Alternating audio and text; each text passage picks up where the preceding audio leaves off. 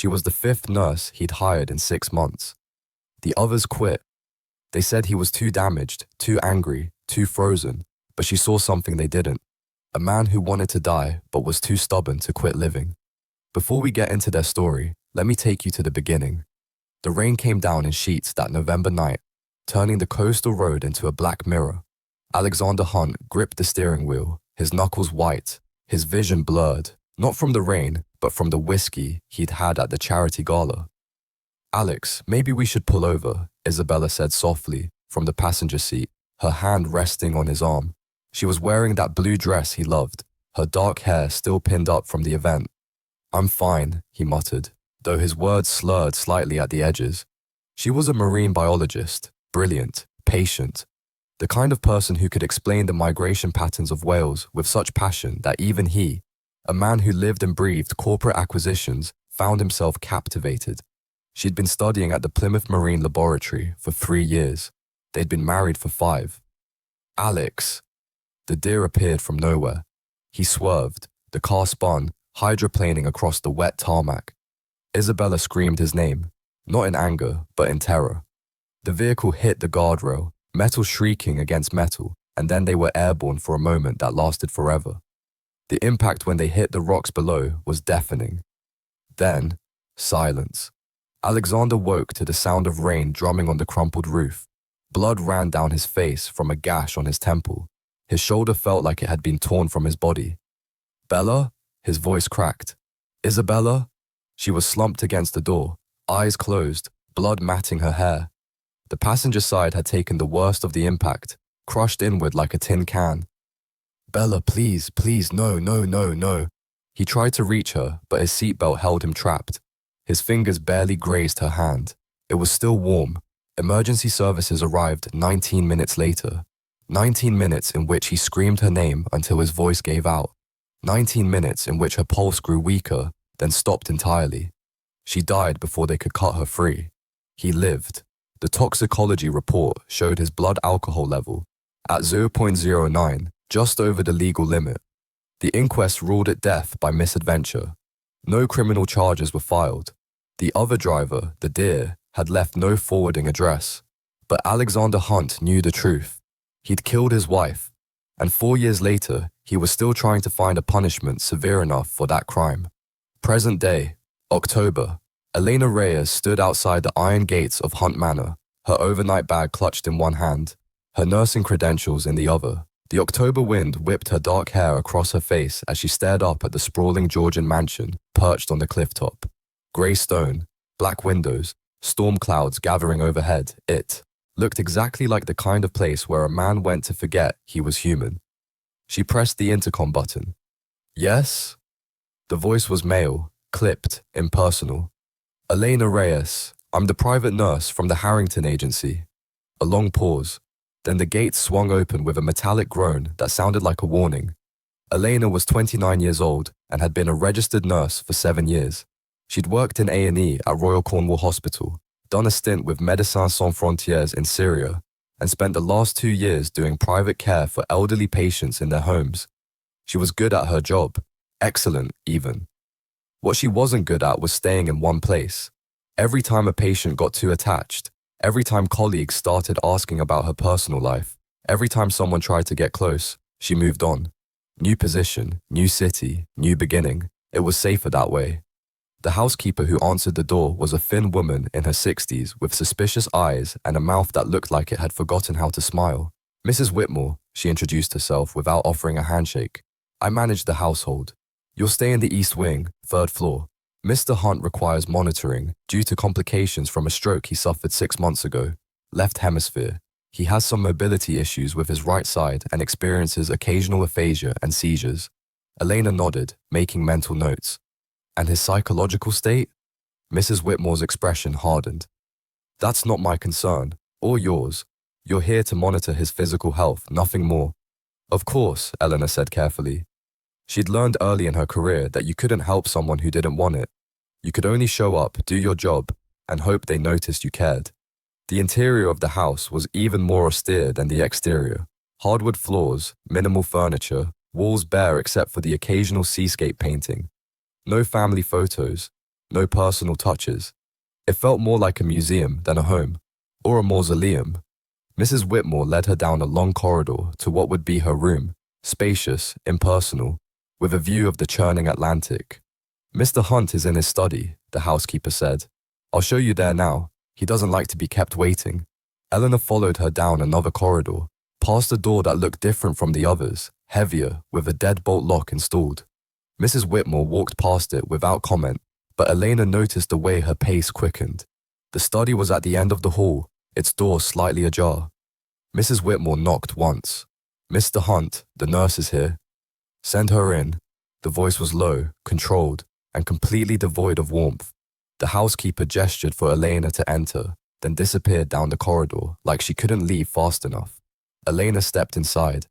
The study was dark despite the afternoon hour, heavy curtains blocking out most of the light. Floor-to-ceiling bookshelves lined 3 walls, filled with volumes that looked expensive and unread. A massive desk dominated the space, and behind it sat the man himself, Alexander Hunt. She'd looked him up online before accepting the position. 42 years old, CEO of Hunt Industries, a multinational investment firm worth billions, known in the business world as the Ice King, after he'd fired 300 employees in a single day without blinking. Widowed 4 years ago. No children. No known relationships since his wife's death. The photos hadn't done him justice. Or maybe they had, and Elena just hadn't been prepared for the reality of him. He was tall, she could tell even with him seated. Dark hair threaded with grey at the temples. Strong jaw, straight nose, eyes the colour of slate. Handsome in a way that felt dangerous, like a cliff edge on a windy day.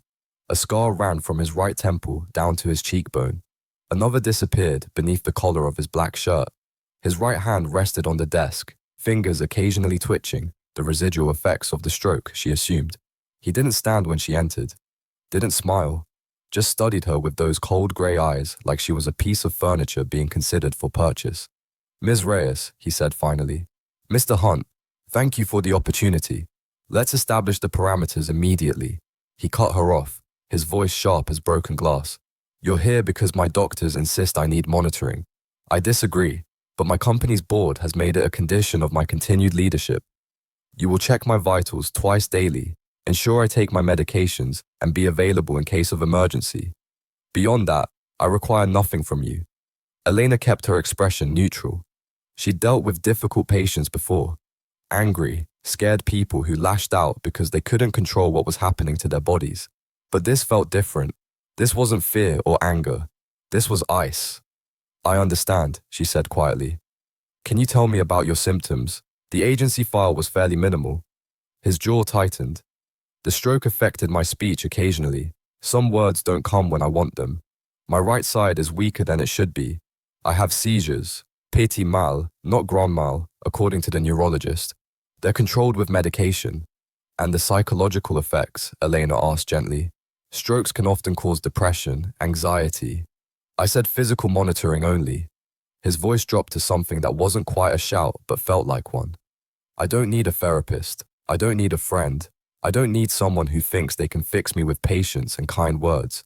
Do we have an understanding?" Eleanor met his gaze steadily. "We do." "Good. Mrs. Whitmore will show you where the medical supplies are kept.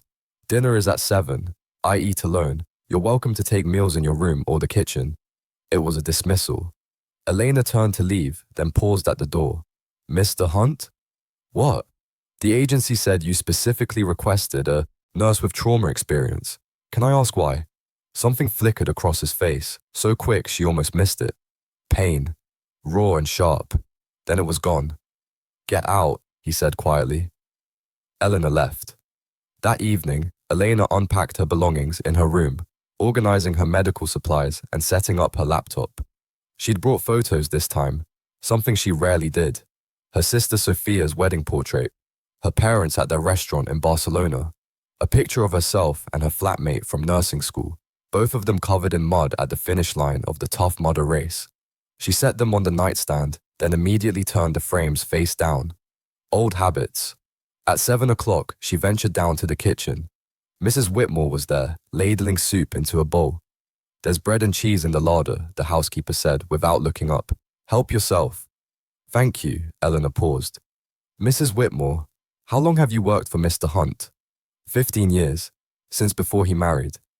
And after his wife died, the older woman's hands stilled on the ladle. Miss Isabella was a lovely woman, kind, always singing, even when she was working on her research. She'd bring sea creatures home in buckets, crabs, starfish, bits of coral, and explain them all to anyone who'd listen. The house was alive when she was here. Mrs. Whitmore set down the bowl with more force than necessary. After the accident, Mr. Hunt sealed up her rooms, fired most of the staff, stopped attending functions, stopped seeing friends, turned himself into a ghost. She finally looked at Elena, her eyes hard, and that's how he wants to stay. So whatever you're thinking, that you can help him, heal him, save him, don't. He doesn't want saving. I'm just here to monitor his health, Elena said carefully. Good, because the last nurse who tried to get close? Mrs. Whitmore's mouth thinned. He sent her away after 3 days, said she was intrusive. The one before that lasted a week. You're the 5th in 6 months. Eleanor absorbed this information silently. Don't take it personally when he sends you away, the housekeeper added, almost kindly. It's not about you. It's about him refusing to let go of his punishment. After Mrs. Whitmore left, Elena ate her simple dinner alone at the kitchen table, thinking. A man who'd lost his wife, who blamed himself, who'd literally locked away her memory behind a door he couldn't open. She knew something about running from the past. Maybe that's why the agency had sent her. Or maybe it was just another job she'd fail at before moving on. At midnight, Eleanor woke to the sound of crashing waves and something else, footsteps in the corridor outside her room. She got up, pulling on her cardigan, and cracked open her door. Alexander Hunt stood at the window at the end of the hallway, silhouetted against the moonlight. He was still dressed, his posture rigid as he stared out at the dark ocean. Elena hesitated. She should go back to bed. This wasn't her business, but something about the way he stood there, like a man on a ledge, made her step into the corridor. Mr. Hunt. He didn't turn. You should be sleeping. So should you. She moved closer but kept her distance. Insomnia? Something like that. Lightning flickered far out to sea, illuminating his profile. She saw the tension in his jaw, the white-knuckled grip he had on the window frame. The storm bothers you, she observed quietly. Storms killed my wife, he said flatly. So yes, they bother me. Elena said nothing. Sometimes silence was the kindest response.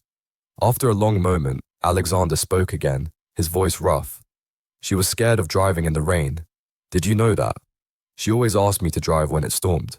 So I did, even though I'd had too much to drink, even though I knew better. His right hand trembled against the window frame. She trusted me to keep her safe, he whispered, and I killed her. Elena's throat tightened. Mr. Hunt. Go back to bed, Miss Reyes. He finally turned to look at her, and his eyes were empty. There's nothing you can do here. She held his gaze for a moment longer, then nodded and returned to her room. But she didn't sleep. She lay awake listening to his footsteps pace the corridor until dawn. The first month was brutal. Alexander Hunt was without question the most difficult patient Elena had ever had. He refused breakfast most mornings, skipped his physical therapy exercises, took his medications only when she stood over him and watched him swallow. He spoke to her in clipped sentences, never more than necessary, never asked her a single personal question, treated her like a particularly persistent ghost he hoped would eventually give up and leave. And maybe she should have. But Elena Reyes had always been stubborn. Her mother called it terquedad, the particular brand of bullheadedness that ran in their family. Once she committed to something, she saw it through. Even when it hurt, she established a routine. Morning vitals at 7, medications at 8, noon and 8 p.m., blood pressure checks twice daily. She tracked his sleep patterns, poor, his appetite, barely existent, his mood, consistently dark. She also tracked things the medical charts didn't ask for, the way he tensed whenever thunder rumbled, how his right hand shook more when he was stressed, the fact that he never touched the piano in the music room, but sometimes stood in the doorway staring at it. You're writing a lot, Mrs. Whitmore observed one morning, watching Elena make notes. Just being thorough. The housekeeper snorted. You're looking for patterns, trying to understand him. I did the same thing for the first year after Miss Isabella died. Stopped when I realized understanding doesn't change anything. Elena looked up. Does he have anyone? Friends? Family? His parents died in a plane crash when he was 25. No siblings. His business partner, Richard, calls occasionally, but Mr. Hunt rarely answers. He pushed everyone away after the accident. Mrs. Whitmore's expression softened slightly. He wasn't always like this, you know. Before he married, he was driven, focused, maybe a bit ruthless, but Miss Isabella softened him. She made him laugh, made him human. And now? Now he's determined to stay frozen. That afternoon, Eleanor found Alexander in his study, staring at his computer screen. His right hand rested uselessly on the desk, trembling slightly. Mr. Hunt, it's time for your physical therapy. Cancel it. You've cancelled 3 sessions this week. Your mobility won't improve if… I said cancel it. He didn't raise his voice, didn't have to. The ice in his tone did the work. Elena took a breath. Fine, but I'll be noting it in your medical record. Your neurologist will want to know why you're regressing. His jaw clenched. Are you threatening me? I'm doing my job. She held his gaze, which is keeping you alive whether you like it or not. For a moment, something flickered in his expression, surprise maybe, or respect. Then it was gone. You're fired, he said flatly. Elena felt her stomach drop. Excuse me, you heard me, pack your things. I'll have Mrs. Whitmore arrange transport back to London. She should have expected this. Mrs. Whitmore had warned her. 5 nurses in 6 months, but it still stung. May I ask why? You ask too many questions. His grey eyes were cold. I want someone who does the minimum and leaves me alone. Elena felt anger spark in her chest, hot and sharp. You know what, Mr. Hunt? Fine, fire me. But before I go, let me tell you something. She stepped closer to his desk, her voice steady despite the fury humming through her veins. You're not the only person in the world who's lost someone they love. You're not the only one carrying guilt. And you're sure as hell not the only one who's scared of letting people in again. Her hands clenched into fists. But you know what makes you different? You're choosing to stay miserable. You're choosing to punish yourself instead of healing. And the really pathetic part, you think that makes you noble. You think suffering is the same thing as penance. His face had gone pale. How dare you? I dare because someone needs to say it. Her voice cracked. Your wife died. That's a tragedy. But you didn't. You're still here, still breathing, still alive. And every day you waste locked in this mausoleum of a house is an insult to the life she lost. The words hung in the air like smoke. Alexander stared at her, his chest rising and falling rapidly, his right hand shaking violently on the desk. Then his eyes rolled back. His body went rigid. He was having a seizure. Shit! Eleanor lunged forward, catching him before he could fall from his chair. She lowered him carefully to the floor, turning him on his side, cushioning his head with her lap. The seizure lasted 43 seconds. She counted each one, checking her watch, monitoring, his breathing. When it finally stopped, he lay still, eyes closed, breathing harsh. Mr. Hunt! Elena's hands moved automatically, checking his pulse, his pupils. Can you hear me? His eyes opened slowly. Confusion clouded them, the post-ictal state, common after seizures. What? He tried to speak, but the word wouldn't come. Aphasia, also common. You had a seizure, Eleanor said gently. You're okay, just breathe. The words will come back. He tried to push himself up, but his right arm gave out. Easy. She supported his weight as he sat up, leaning against the desk. Don't rush it. They sat like that for several minutes, his head against her shoulder, both of them breathing. Finally, his voice returned, rough and quiet. I'm sorry. Elena blinked. For what? The things I said, the way I… He closed his eyes. You didn't deserve that. No, she agreed. I didn't. A pause. You're not fired, he said quietly. I know. He looked at her then, really looked, and for the first time since she'd arrived, the ice in his eyes cracked just slightly. Why do you stay? He asked. I'm horrible to you. Eleanor helped him back into his chair, then knelt beside him, so they were at eye level. Because I'm stubborn, she said. Because I'm good at my job. And because I think underneath all that ice, there's still a person worth saving. You're wrong, he whispered. Then I'll be wrong. She stood, brushing off her jeans. But I'm not leaving. Not until you're stable. Not until I know you'll be okay. Something shifted in his expression. Something small, but significant. I don't know how to let people help me, he admitted. Then learn, Eleanor said simply. Start with something small. Eat breakfast tomorrow. Do your physical therapy. Take your medications without me having to stand over you like a prison warden. The ghost of a smile touched his mouth. Barely there, gone in a second. But Elena saw it. Okay, he said quietly. Okay? Breakfast, tomorrow. I'll try. It wasn't much, but it was something. True to his word, Alexander appeared in the kitchen the next morning at 7. He looked terrible, clearly hadn't slept, dark circles under his eyes, his hair uncombed. But he was there. Elena poured him tea without comment. Chamomile, honey, no milk. He took it with a nod of thanks. They sat in silence, the only sound the ticking of the kitchen clock and the distant crash of waves. The tea's good, he said finally. My mother's recipe. She runs a restaurant in Barcelona. Swears chamomile cures everything from insomnia to heartbreak. Does it work? For insomnia sometimes. For heartbreak? Elena shrugged. That takes longer.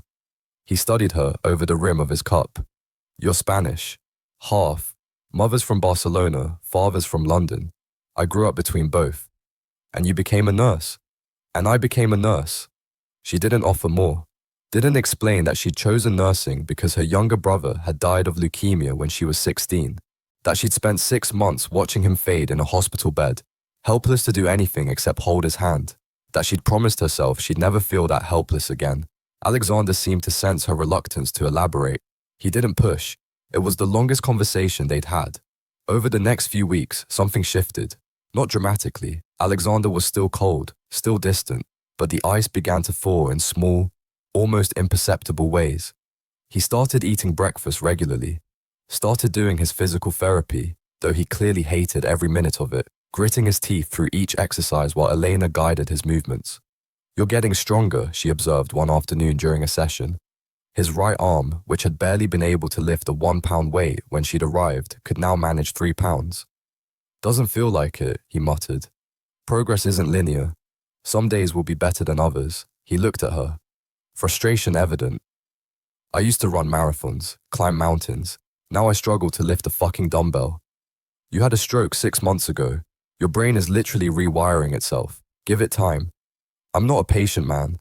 Elena smiled slightly. I've noticed. Almost humor flickered in his eyes. This time, he definitely almost smiled. But the nightmares were getting worse. Eleanor woke most nights to the sound of him shouting, wordless cries, sometimes Isabella's name, sometimes just raw, inarticulate pain. She'd lie in her bed, staring at the ceiling, listening to him pace the corridors afterward. She never went to him during these episodes. He'd made it clear he wanted his suffering to be private, but it wore on her.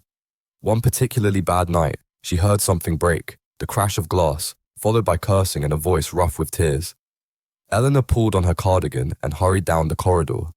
She found him in the drawing room, standing amid shattered glass. A tumbler lay broken on the hardwood floor, whiskey spreading in a dark pool. Alexander stared at the mess, his chest heaving. Mr. Hunt. He flinched, looking up. His eyes were red, his face pale. I'm fine, he said automatically. You're not. Elena moved carefully around the glass. You're having nightmares every night, Eleanor said firmly. You're barely sleeping, barely eating when I'm not watching you. You're isolated in this house with only Mrs. Whitmore and me for company. This isn't healthy. I don't want to talk about it. At least let me help you clean this up before you step on glass. For a moment, she thought he'd refuse. Send her away, retreat behind his walls. Instead, he nodded tiredly. They cleaned up the broken glass in silence. When they finished, Elena made more chamomile tea, her solution to most things, and handed him a cup. Sit, she instructed, pointing to the sofa. He obeyed, looking exhausted. Elena sat across from him, far enough to give him space. You don't have to tell me anything, but I'm here. If you want to talk. Alexander stared into his tea for a long time. It was raining tonight, he said finally, his voice barely audible. In my dream, like the night she died. I was driving, she was screaming, and I couldn't stop the car. We just kept falling.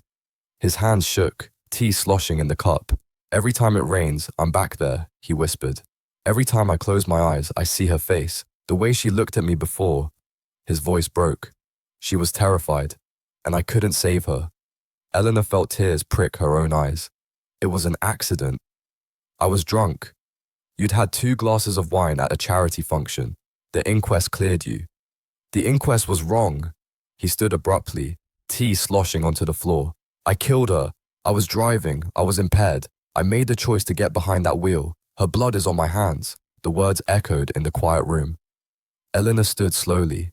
Mr. Hunt, Alexander, he said bitterly, if we're going to do this, if you're going to insist on trying to fix me, at least call me by my name. Alexander, Eleanor corrected gently. What happened that night was a tragedy, but punishing yourself won't bring her back. I know that, his voice cracked. Don't you think I know that? But what else am I supposed to do? Just move on. Pretend she never existed. No, grieve her, honor her memory, but also live. Because you're still here, and she's not, and hiding from life won't change that. Alexander turned away, his shoulders shaking. Elena wanted to reach out, to offer physical comfort, but she knew he'd flinch away, so she used words instead. My younger brother died when he was 12, leukemia. I was 16. Alexander went still. I watched him waste away for 6 months, Elena continued quietly. Watched him lose his hair, lose weight, lose hope. On the last day, he couldn't even speak anymore. Just held my hand. And then he was gone. She took a shaky breath. For years, I blamed myself. I was older. I should have protected him. Should have done something, anything. I became a nurse because of that guilt. Thought maybe if I could save other people, it would make up for not saving him. Did it work? Alexander asked, his back still turned. No, because that's not how guilt works. Guilt doesn't care about logic. It just sits in your chest like a stone. She paused, but eventually I learned to carry it. Not forget it, carry it. Let it be part of me without letting it destroy me. Alexander finally turned. His eyes were wet. How? He whispered. How do you carry something this heavy? One day at a time, Eleanor said simply. Some days are heavier than others. Some days you'll feel like you're drowning, but slowly, gradually, it gets lighter. Not gone, just lighter. He stared at her for a long moment. I don't think I can do this, he said. You don't have to do it alone. Something cracked in his expression, something deep and old and terrified. Elena, he took a step toward Arbod, heard and stopped. I'm scared. It was the most honest thing he'd ever said to her. I know, she whispered. Me too. Of what? She almost didn't answer. Almost kept that particular truth locked away, but he'd been honest with her. She owed him the same. Of caring about you, she admitted quietly. Of getting attached to someone who's determined to stay broken. His breath caught. Elena, it's okay. She forced a smile. It's my job to care. Comes with a nursing degree. But they both knew it wasn't just professional anymore. And that terrified them both. Month 3 of Elena's stay, Christmas came and went. Elena spent Christmas Eve on a video call with her family in Barcelona. Her mother insisting she eat a proper meal. Her father asking if she was taking care of herself. Her sister Sophia rolling her eyes in the background. You work too much, Mija, her mother said. When are you going to settle down? Find someone nice? I'm happy where I am, Mama. You're lonely, I can hear it in your voice. Eleanor glanced at the door, making sure it was closed. I'm fine, really. After she hung up, she sat in her room feeling the weight of her mother's words. Lonely. Was she lonely? She'd always been good at being alone. Preferred it, even. After losing her brother, after watching her family fall apart and slowly rebuild, she'd learned that distance was safer than connection. But lately, she'd been feeling... She didn't want to name it. On Christmas Day, Eleanor went downstairs to find Alexander sitting in the drawing room, staring at the unlit fireplace. Merry Christmas, she said softly. He looked up, startled. I didn't think you'd be here.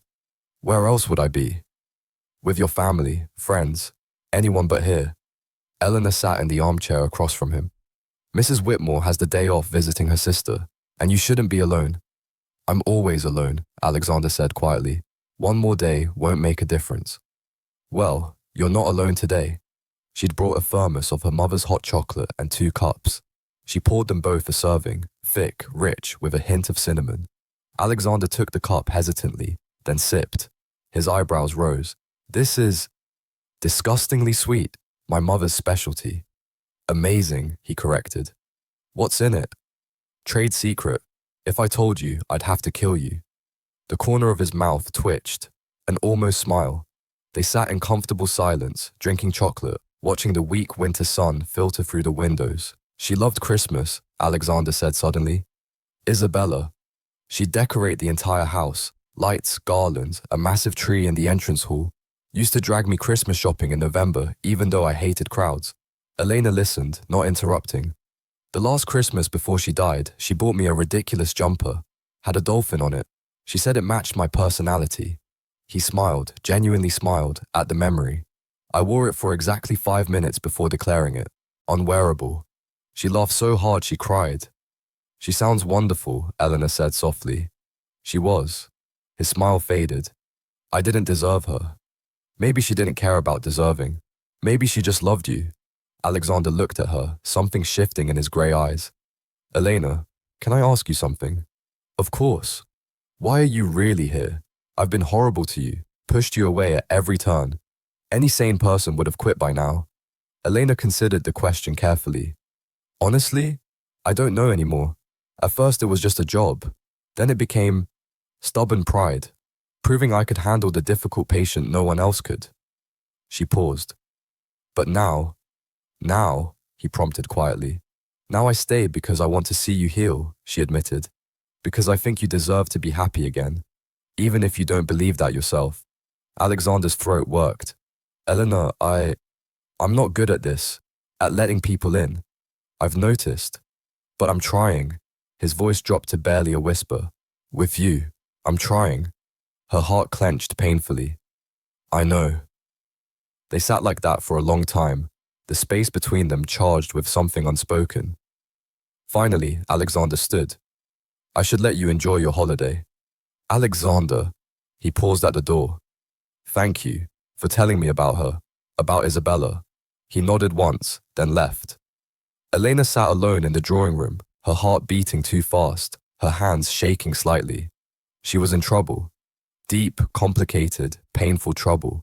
Because somewhere in the last 3 months, she'd stopped seeing Alexander Hunt as a patient and started seeing him as a man. A broken, grieving, impossibly difficult man, but a man nonetheless. And that changed everything. If you're invested in Alexander and Elena's journey, please like this video and subscribe. Drop a comment telling us what you think.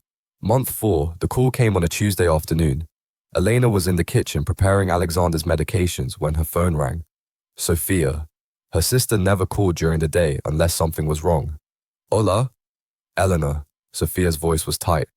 It's Papa. Her heart dropped. What happened? Heart attack. He's stable now, but... Her sister's voice cracked. The doctors say he needs surgery. Bypass. They're scheduling it for next week. Elena's hands went numb. I'm coming home. You don't have to. I'm coming home, she repeated firmly. I'll catch a flight tomorrow. After she hung up, Elena stood frozen in the kitchen, her mind racing. Her father, strong, stubborn, impossible Pedro Reyes, who worked 70-hour weeks at the restaurant and refused to see doctors. Elena, she turned. Alexander stood in the doorway, his expression concerned. I heard you on the phone, he said quietly. Is everything all right? My father had a heart attack. The words felt surreal. I need to go to Barcelona. I'm sorry, I know this is unprofessional, but I have to. Go, Alexander said immediately. Of course you need to go. I'll arrange for a replacement nurse. Elena. He stepped closer. Your father needs you. We'll figure out the rest. She felt tears prick her eyes. Thank you. He hesitated, then did something unexpected. He reached out and briefly squeezed her hand. The touch lasted barely a second, but it sent warmth spreading through her chest. Go, he said again, softer this time. And I hope he's okay. Barcelona was exactly as Elena remembered. Chaotic, beautiful, alive. Her parents' restaurant sat in the Gracia neighborhood, tucked between a bookshop and a flower market. Her father was in Hospital de la Santa Cruz São Paulo, pale but awake when she arrived. Mija, he smiled weakly. You didn't need to come all this way. Don't be ridiculous. Elena took his hand, noting his elevated heart rate, the slight tremor in his fingers. How are you feeling? Like an old fool who should have listened to his wife about eating less chorizo. Despite everything, Elena laughed. Her mother appeared with coffee, thick, strong, Exactly how Elena liked it. You look tired, Mija. I'm fine, Mama. You're working too hard. This job in Cornwall, it's too much. Elena didn't argue. Her mother had opinions about everything, and arguing only made them stronger. The surgery went well. Eleanor stayed for 5 days, helping her mother at the restaurant, sitting with her father during recovery, falling back into the rhythm of her childhood. On the third night, Sophia found her smoking on the restaurant's back steps, a habit Elena had mostly kicked, except in moments of extreme stress. "Since when do you smoke?" her sister asked, sitting beside her. "Since when do you not lecture me about it?" Sophia bumped her shoulder. "I'm too tired to lecture. Besides, you look like you need it." They sat in companionable silence for a moment. "So," Sophia said finally, "tell me about him." Elena's stomach flipped. "Who?" "The patient in Cornwall, the one who made you sound different on the phone." "I don't sound different." "You do, softer, like you care about more than just his medical charts." Sophia studied her. "Elena, when's the last time you let yourself care about someone?" "I care about lots of people. I mean really care. Not professional obligation, not familial duty, actually care." Sophia's dark eyes were knowing. "You've been running since Miguel died, staying in places just long enough to help, then leaving before anyone can get close." Elena took a long drag on her cigarette. "This isn't about that, isn't it?" Sophia pressed gently. "You're terrified of losing people, so you make sure you're never close enough to lose them in the first place." "That's not—" "Elena," Sophia took her hand. "You can't live your whole life protected.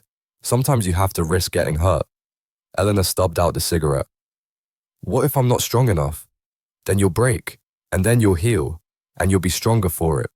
"That's a terrible pep talk," Sophia grinned. "I'm a graphic designer, not a therapist, but I'm right, and you know it."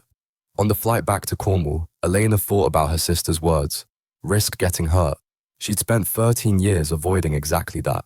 13 years keeping people at arm's length, moving cities before roots could take hold, choosing temporary over permanent. But Alexander had gotten under her skin despite her best defenses. His pain resonated with hers. His struggle to heal mirrored her own struggle to stay whole. And maybe, that was exactly why she needed to be careful. Mrs. Whitmore met her at the door when she arrived back at Hunt Manor. "Welcome back, Miss Reyes. Mr. Hunt is in his study." "How was he while I was gone?" The housekeeper's expression was carefully neutral. "Difficult. The replacement nurse quit after 2 days." Elena's eyebrows rose. "Quit?" "He refused to cooperate, wouldn't take his medications, wouldn't do his exercises, finally told her he didn't need a nurse and she should leave." Mrs. Whitmore's mouth twitched. "He's been quite impossible, actually." Eleanor felt something warm and complicated bloom in her chest. She found Alexander exactly where Mrs. Whitmore said, hunched over his desk, looking exhausted. "Mr. Hunt," he looked up sharply. Relief flooded his features before he could mask it. "Elena, you're back." "I'm back." She set down her bag. "I hear you've been difficult. The replacement was incompetent." Or you were testing whether anyone else would put up with you." His jaw worked. "Your father?" "He's recovering well. Thank you for asking." Alexander stood, moving around the desk slowly. His gait was steadier than when she'd left. He'd been doing his exercises after all, despite his claims otherwise. "I'm glad," he said quietly. Then, "I missed you." Elena's breath caught. "Alexander, I know, it's inappropriate. You're my nurse, I'm your patient, there are boundaries." He ran his good hand through his hair. "But I missed you. The house felt empty without you here." "It's a very large house," Eleanor said, trying to keep her voice light. "It's naturally empty." "You know what I mean." She did. God help her, she did. "Alexander, we need to talk about this." "I know. My professional ethics." "I know. And your vulnerability right now." "Elena." He stepped closer, close enough that she could see the flecks of blue in his grey eyes. "I know all the reasons this is a terrible idea, but I can't pretend anymore. Can you?" She should say yes. Should lie and say she felt nothing beyond professional concern, but she'd never been good at lying. "No," she whispered. "I can't." Something shifted in his expression. Hope, fear, longing all tangled together. "Then what do we do?" he asked. "I don't know. I've never—" She laughed shakily. "I've never let myself care about a patient before." And I haven't let myself feel anything for anyone in 4 years. His voice dropped. So we're both terrified. Completely. But you're not leaving. Eleanor met his gaze steadily. Not unless you send me away. I won't, he said immediately. I can't.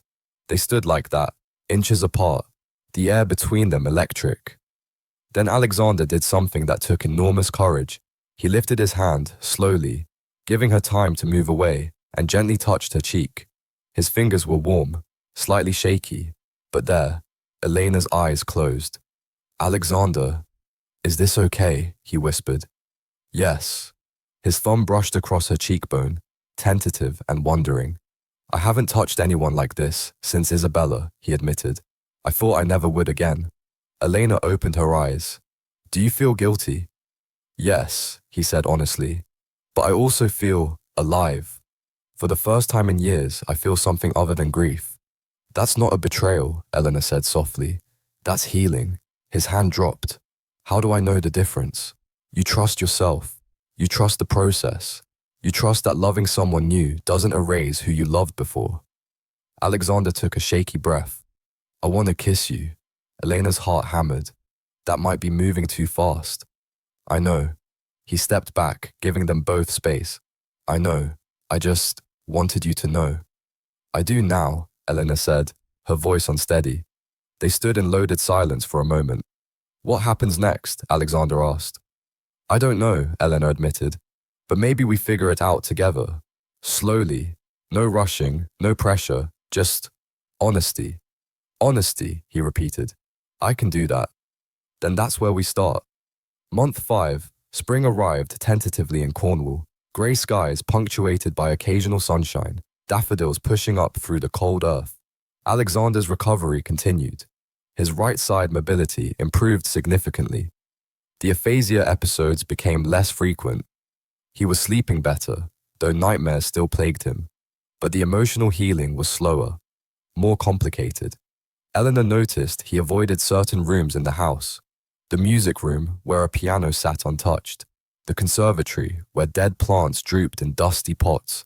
And always, that locked door at the end of the corridor. Isabella's rooms. They'd fallen into a new rhythm, Alexander and Elena. Morning tea together before vitals checks. Conversations during physical therapy that ranged from books to politics to embarrassing childhood stories. Dinners where they actually sat at the table together instead of him eating alone in his study. It felt domestic, it felt dangerous. You're getting attached, Eleanor told herself one night, standing at her window watching the moon reflect off the ocean. This is temporary. He's a patient. This will end. But her heart wasn't listening. One evening, Richard Blackwood arrived unannounced. Elena answered the door to find a man in his 50s, silver-haired, impeccably dressed, holding a briefcase and wearing an expression of deep concern. Richard Blackwood, he introduced himself. Alex's business partner. Is he available? I'll let him know you're here. Please, come in. She found Alexander in his study, reviewed quarterly reports. He looked up when she entered, his expression softening automatically. Then he noticed her tension. What's wrong? Richard Blackwood is here to see you. Alexander's face went carefully blank. Tell him I'm busy. Alex, I don't think. I said tell him I'm busy.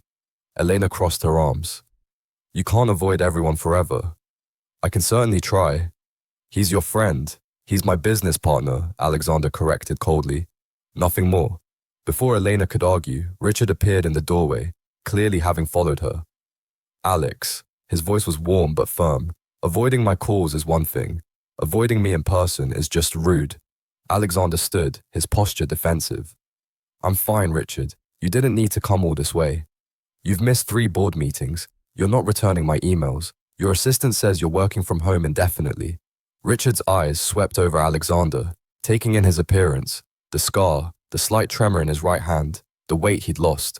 You're clearly not fine. My health is none of your concern. The hell it isn't. We've been friends for 20 years. We're colleagues, Alexander bit out. We were friends, Richard corrected. Before you pushed everyone away. Before you decided suffering alone was noble. Elena quietly started to leave, sensing this was a private conversation. Stay, Alexander said, surprising her. Please. She hesitated, then moved to lean against the bookshelf, giving them space but remaining present. Richard noticed the exchange, one eyebrow rising. He looked at Elena with new interest. "And you are?" "Eleanor Reyes. I'm Mr. Hunt's nurse." "Nurse?" Richard's expression suggested he didn't quite believe that's all she was. "I see." "Richard," Alexander's voice held a warning. "Don't." "I didn't say anything." Richard raised his hands innocently, then his expression sobered. "Alex, we need to talk. About the company, about you, about what happens next." "The company is fine. The company is struggling because its CEO is absent. The board is getting nervous. There's talk of a vote of no confidence if you don't return soon." Alexander's jaw clenched. They wouldn't dare. They would, and they'd be justified. Richard's voice gentled. "Alex, I understand you're going through something. I know the stroke was serious, but you can't hide here forever." "I'm not hiding. You are," Richard said bluntly. "You've been hiding for 4 years, since Isabella died. And I let you because I understood grief. But this has gone beyond grief, hasn't it? This is punishment." The word hung in the air. Alexander's hands clenched into fists. "Get out." "No. I said get out." "And I said no." Richard's voice rose to match Alexander's. "I'm tired of watching you destroy yourself. I'm tired of enabling your self-imposed exile. And I'm bloody tired of pretending this is normal. You have no idea what this is like. You're right, I don't. I haven't lost a spouse. I haven't lived with that kind of guilt." Richard's expression softened. "But I've watched my best friend disappear into his grief. And I'm done standing by while you waste the life Isabella would have wanted you to live." The name, Isabella, spoken aloud by someone who'd known her, seemed to hit Alexander like a physical blow. He stumbled slightly, catching himself on the desk.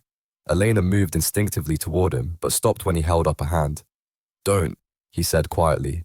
Then to Richard, "You don't get to talk about what she'd want." "Someone has to," Richard said, "because you've spent 4 years punishing yourself instead of honoring her memory. And that's not what she'd want. You know it's not." Alexander's breathing had gone ragged. His right hand shook violently.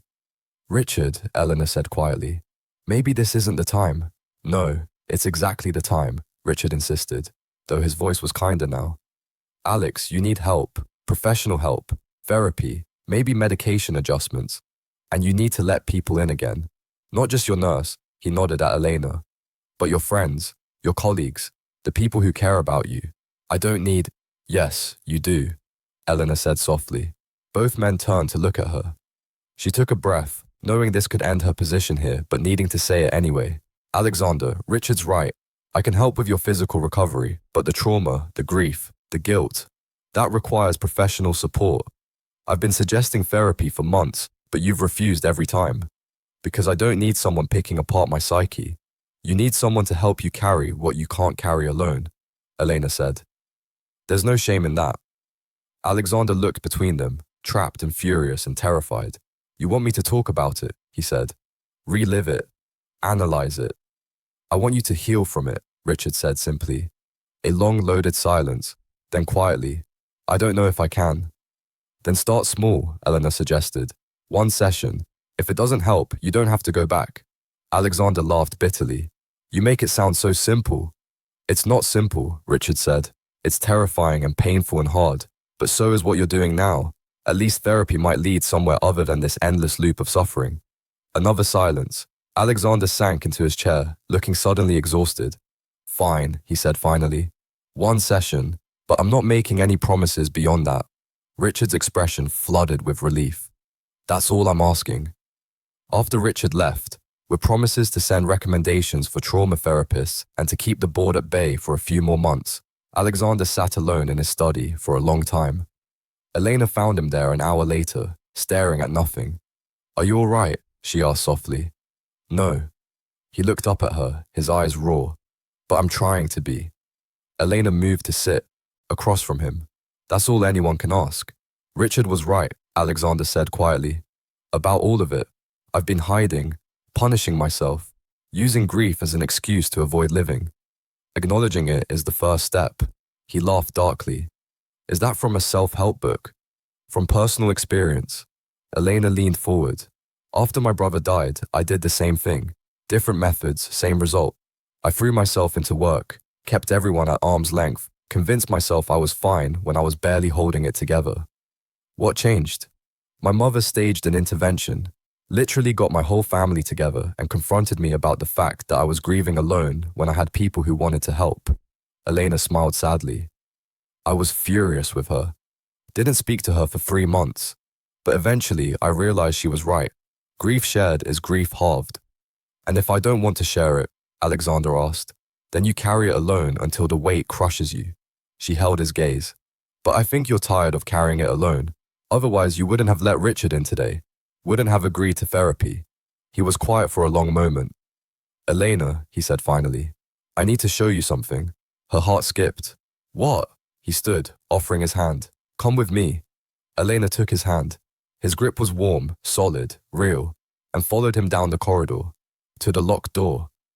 Her breath caught. Alexander, I need to go in there, he said. I've needed to for years, but I can't do it alone. Are you sure? No. His hand tightened around hers, but I'm going to try anyway. He produced a key from his pocket. Had he been carrying it this whole time? And fitted it into the lock. His hand shook so badly he couldn't turn it. Let me, Eleanor said softly. Together, their hands on the key, they unlocked the door. It swung open on silent hinges. The rooms were exactly as Isabella had left them 4 years ago. Clothes still hanging in the wardrobe, books stacked on the nightstand, a pair of trainers by the door, still dusted with sand from her last beach walk. The faint scent of her perfume, something floral and light, still lingered in the air. Alexander stood frozen in the doorway, breathing raggedly. I can't, he whispered. You don't have to, Eleanor said immediately. We can close the door. No. He took a shuddering breath. No, I need to do this. He stepped inside. Elena followed, giving him space but staying close enough to catch him if he fell. Alexander moved like a man walking through a minefield, each step careful and painful. He touched nothing at first, just looked. At the marine biology textbooks on the desk. At the photographs on the wall. Isabella with a dolphin. Isabella on a research boat. Isabella laughing at the camera. At the dried flowers in a vase, crumbling with age. She was going to apply for a position at the Marine Biological Association in Plymouth, he said quietly. Had the application filled out, and everything. She died 3 days before the deadline. His voice cracked on the last word. Elena's throat tightened. Alexander moved to the wardrobe, opening it slowly. Isabella's clothes hung in neat rows, dresses, blouses, jeans. He pulled out a jumper, soft, grey, clearly well worn. She wore this constantly, he said, even in summer. Said it was the most comfortable thing she owned. I used to tease her about it, called it her security blanket. He brought the jumper to his face, breathing in. His shoulders shook. It doesn't smell like her anymore, he whispered. Just dust. Eleanor felt tears slide down her own cheeks. Alexander sank onto the edge of the bed, still clutching the jumper. I was so angry with her, he said suddenly. After the accident. For months I was furious. Angry that she'd asked me to drive. Angry that she'd wanted to go to that stupid gala in the first place. Angry that she'd died and left me alone. He looked up at Eleanor, his eyes devastated. How horrible is that? She died, and I was angry with her for it. That's a normal part of grief, Eleanor said softly. It's not normal, it's cruel. It's human. Eleanor moved to sit beside him on the bed, not touching, but close. Grief isn't rational, Alexander. It's messy and contradictory and sometimes ugly. Being angry doesn't mean you didn't love her. I loved her so much, he whispered. She was my best friend. The only person who made me feel like I was more than just my work, my money, my name. She made me feel real. Tell me about her, Eleanor said. Not the tragedy, the person. Who was she? Alexander was quiet for a long moment, still holding the jumper. Then he started talking. He told Elena about how Isabella could identify any sea creature within seconds, how she'd bring home hermit crabs and name them absurd names like Sir Pincesalot and Princess Claudia, how she sang constantly, in the shower, while cooking, while working, and how it had driven him mad, and he'd give anything to hear it again.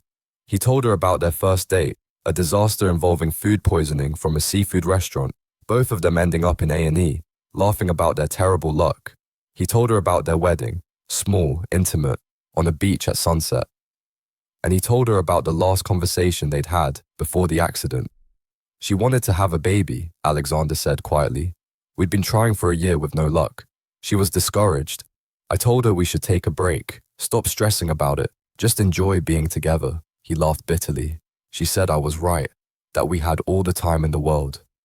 Fresh tears tracked down his face. Except we didn't. We had 3 days. Eleanor couldn't stop her own tears now. Alexander, she whispered, she loved you.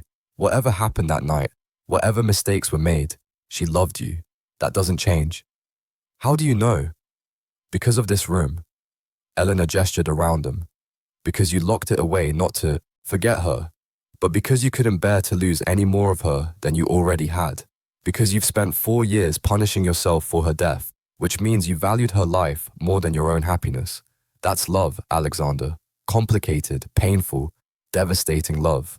He looked at her, his eyes red and swollen. I don't know how to let her go. You don't let her go, Eleanor said. You make space for the grief to live beside other things, beside new experiences, new connections, new love. I don't want to forget her, he said desperately. You won't. She's part of you now, part of your story, but she doesn't have to be the only part. Alexander dropped his face into his hands, his whole body shaking with sobs he'd held back for 4 years. Elena did the only thing she could do. She wrapped her arms around him and held on. He buried his face in her shoulder, clinging to her like a drowning man, and cried.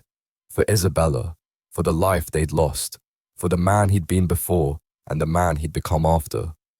Eleanor held him through all of it, her own tears falling silently, her heart breaking and healing simultaneously.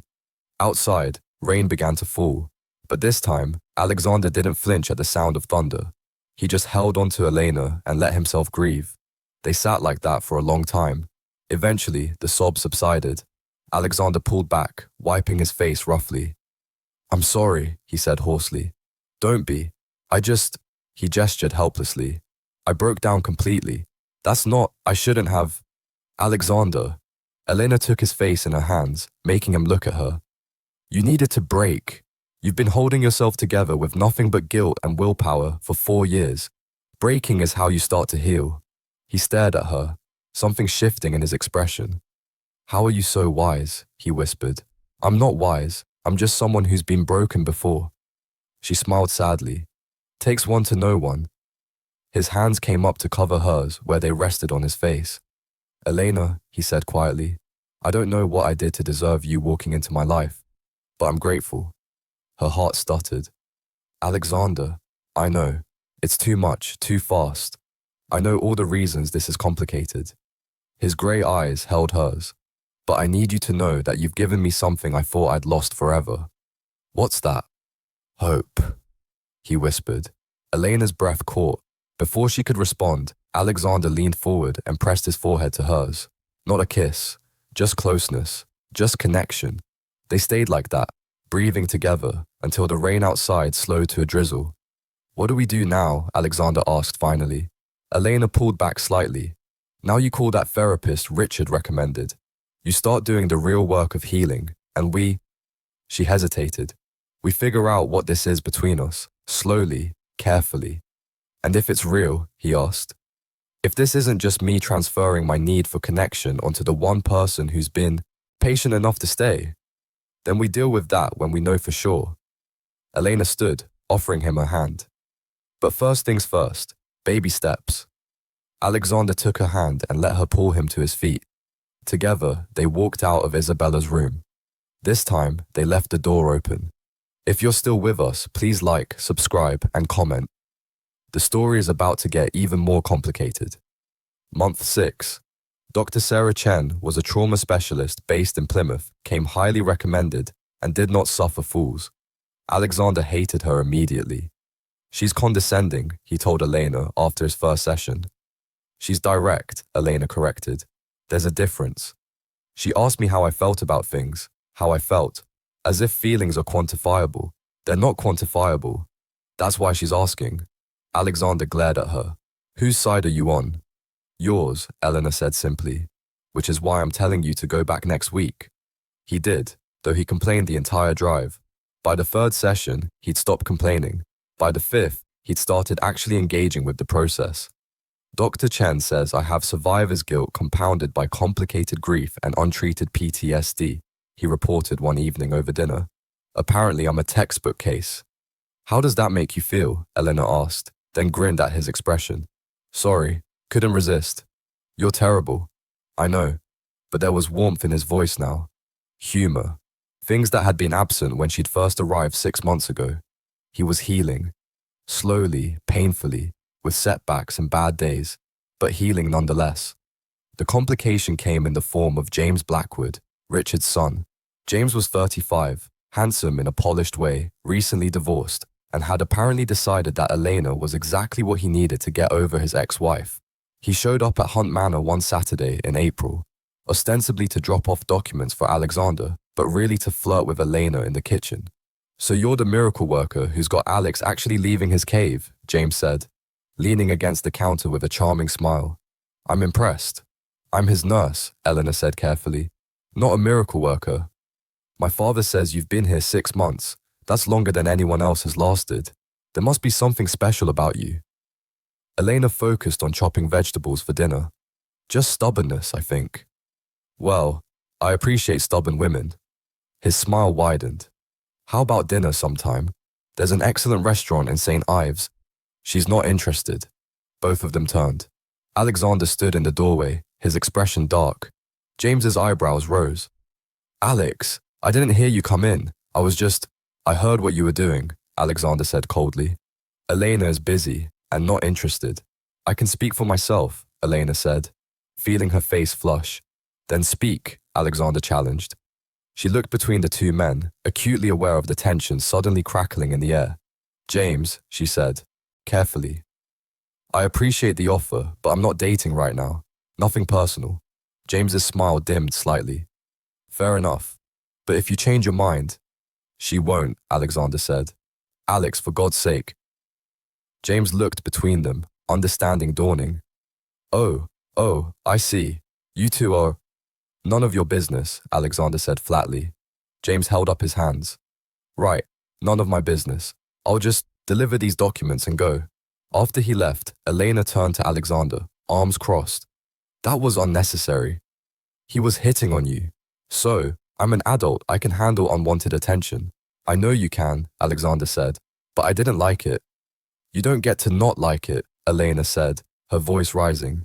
You don't get to act possessive when we haven't even defined what this is between us. Fine, let's define it. Alexander moved closer.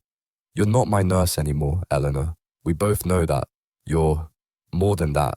And I don't want to share you with men like James Bloody Blackwood who see you as some conquest. Elena's heart hammered. So what am I to you then? He struggled for words. You're the first person in 4 years who's made me want to be alive again. You're the one I think about when I wake up and the last thing I think about before I sleep. He stopped, jaw clenching. I don't have the words yet, he admitted. But you're important. More important than I know how to express. Elena felt her anger deflate. Alexander. And I know that's not fair, he continued quickly. I know you've put your life on hold to be here. I know this situation is ethically complicated and professionally questionable, but I can't pretend I don't feel what I feel. What do you feel? Eleanor asked quietly. He looked at her, his grey eyes intense. Terrified, he said honestly. Grateful, alive, and something else I'm not ready to name yet. Elena's breath caught. Before she could respond, Alexander stepped closer, close enough that she could feel his warmth. Tell me to back off, he said softly. Tell me this crosses too many lines. Tell me you don't feel it too. She should say all those things, should maintain professional boundaries, should protect her heart. But Elena Reyes had never been good at it. I feel it too, she whispered. Alexander's eyes closed briefly. When they opened again, they held something raw and vulnerable. Then what do we do? He asked. I don't know, Elena admitted. This is complicated. You're still recovering. I'm still technically your care provider. The power dynamics are... I'll fire you, Alexander said immediately. What? I'll formally terminate your employment. Hire a different nurse if needed. Though honestly, my recovery is progressing well enough that I probably don't need full-time care anymore. He took her hands. Remove the professional complications. It's not just about employment, Elena said. You're vulnerable right now. How do we know what you're feeling is real and not just transference, gratitude, dependency? Dr. Chen asked me the same thing, Alexander said. Do you know what I told her? Elena shook her head. I told her that for the first time in 4 years, I wake up wanting to see what the day brings, that I notice things again, the sound of the ocean, the taste of tea, the way sunlight comes through the windows, that I feel things beyond guilt and grief. His voice softened. And when I examined why, the common thread was you, not because you're my nurse, but because you're you. Eleanor felt tears prick her eyes. Dr. Chen said I need to be careful, Alexander continued, that I shouldn't make big decisions while I'm still in active recovery. So I'm not asking you for promises or commitments. I'm just asking, can we try? Slowly, honestly, can we see what this is? Elena took a shaky breath. If we do this, if we try, I need you to understand something. What? I'm terrified too, she admitted. I've spent 13 years avoiding exactly this. Avoiding connections, avoiding vulnerability, avoiding the possibility of loss. I'm very good at running, Alexander. It's my default setting. I know, he said quietly. I've looked up your work history to be sure what I was getting into. She was surprised. I don't know if I can change that. I'm not asking you to change. I'm asking you to try. Same as I'm trying. He squeezed her hands gently. We'll be terrified together. Despite everything, Elena smiled. That's possibly the worst romantic proposition I've ever heard. I'm out of practice, he admitted. 4 years of being an emotionally unavailable hermit will do that. She laughed, and the sound seemed to lighten the tension in the room. Okay, she said finally. Okay. Okay, we'll try. Slowly. Honestly. No pressure, no expectations. Just seeing what happens. Relief flooded Alexander's features. Really? Really, she paused. But we do this right. I'll speak to the nursing agency. Formally end my contract. You'll find alternative care if needed. And we take things slow. No rushing into anything while emotions are high. Agreed. And if either of us realizes this is a mistake, we're honest about it. No dragging it out. No protecting feelings. Just the truth. Agreed, Alexander said again. Then, Elena. Yes. Can I kiss you? Her heart stuttered. Not yet. He looked disappointed but nodded. When? When we're not employer and employee. When you've had more time in therapy. When we're both sure this is real. That's very responsible, he said. One of us has to be. The corner of his mouth twitched. Fair point. Month 7, Elena formally resigned from the nursing agency on May 1st. Alexander hired a part-time nurse who came 3 times a week to monitor his vitals and medication, a stern woman in her 60s who treated him with brisk efficiency and no nonsense. She's terrifying, Alexander reported after her first visit. Good, Eleanor said. You need someone who won't put up with your avoidance tactics. You put up with them. I did, but I also called you out on them. She smiled. Nurse Patterson will do the same, just with less patience. With the professional complications removed, Elena moved into the guest cottage on the Hunt Manor property, a small, charming building that had once housed the estate manager. It gave her space, distance, a way to maintain some independence while they figured out what they were doing. But most evenings, she found herself back at the main house, sharing dinner with Alexander, talking until late.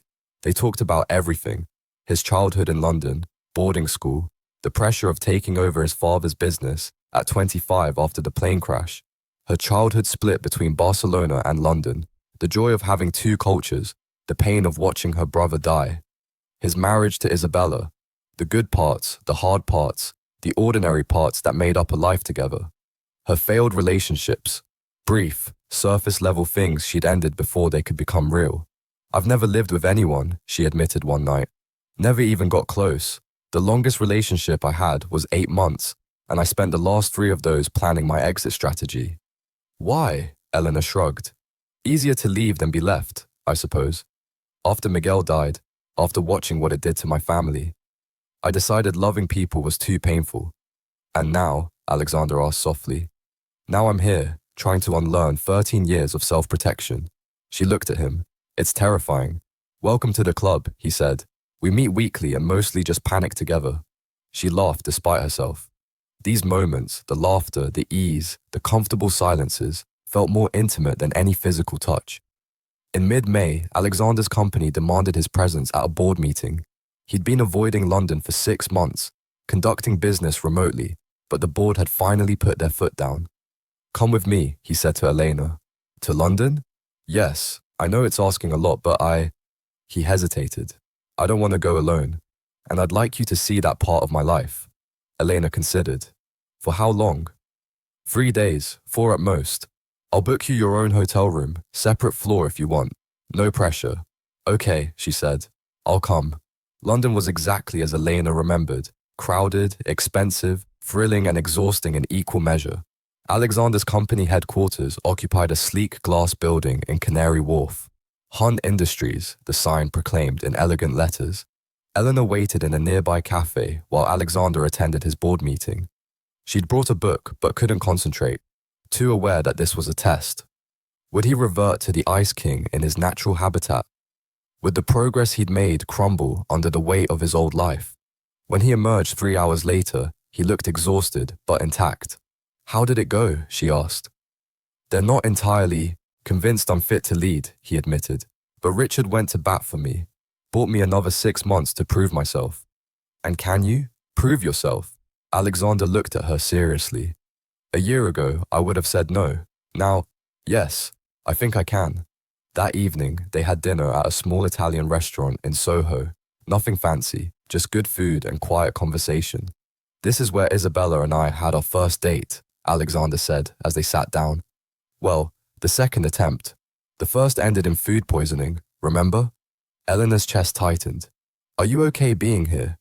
"Yes," he said, and sounded surprised. "I thought it would hurt more, but mostly I just feel grateful. Grateful that I had those years with her. Grateful that I'm here now, with you." "That's growth," Elena said softly. "Dr. Chen would be proud," he agreed with a small smile. After dinner, they walked along the South Bank, watching the Thames reflect city lights. "Elena," Alexander said suddenly, "I need to tell you something." Her stomach flipped. "What?" "I spoke to Dr. Chen before we left Cornwall. Asked her point blank whether what I'm feeling for you is real or just transference." Elena's breath caught. "And what did she say?" "She said it's probably both." He stopped walking, turning to face her. She said that early recovery often involves attaching to caregivers, to people who represent safety and healing. But she also said that doesn't automatically make the feelings less real. That sometimes the person who helps you heal is also the person who helps you live.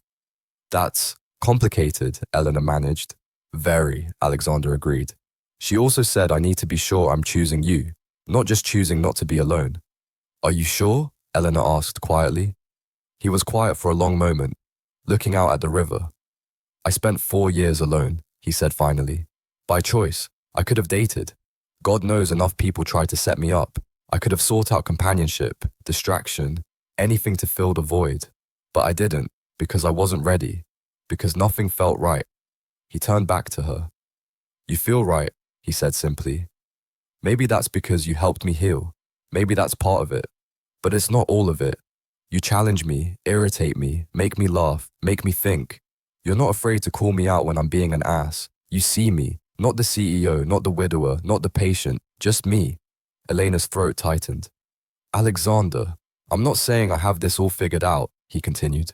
"I'm not saying there won't be complications or that I won't occasionally be a mess about Isabella's memory. But I am saying that what I feel for you is real, and I'd like to find out what that means, if you're willing." Elena looked at this man who'd been broken and angry and impossible 6 months ago, who was still scarred, still healing, still learning to live again, but who was trying, and who was looking at her like she was something precious. "I'm willing," she whispered. "Yeah? Yeah." Alexander stepped closer, his hand coming up to cup her face. "Can I kiss you now?" he asked, echoing his question from weeks ago. "Yes," Eleanor breathed. He leaned in slowly, giving her time to change her mind. She didn't. The kiss was soft, tentative, charged with months of tension and want and fear. When they pulled apart, both of them were breathing unsteadily. "That was..." Alexander started. "Yeah," Eleanor agreed. They stood there on the South Bank, the city moving around them, both of them changed irrevocably by a single kiss. If this story is resonating with you, Please like, subscribe, and comment. Month 8, they returned to Cornwall different than they'd left. Not dramatically, there were no grand declarations, no rushed physical relationship. But there was an understanding now, an acknowledgement of what was growing between them. Alexander was more open, more tactile. He'd reach for Elena's hand while they walked, sit close enough that their shoulders touched, press a kiss to her temple when she brought him tea. Small gestures that meant everything.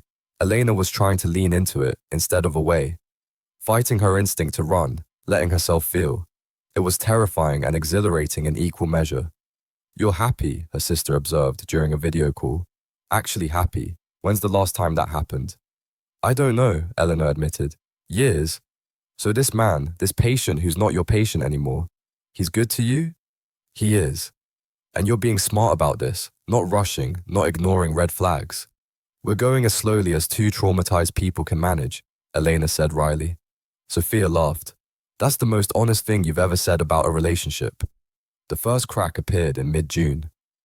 Alexander and Eleanor were in Plymouth for his therapy session when they ran into someone from his past. Alex. The woman was tall, elegant, probably in her early 40s. "Alex Hunt." Alexander's entire body went rigid.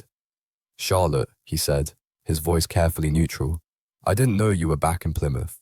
Charlotte's eyes swept over him, taking in the scar, the way he held his right arm. "I heard about the stroke. How are you?" "Fine. And this is—" Charlotte's gaze shifted to Elena. Elena, a friend. The word stung more than it should have.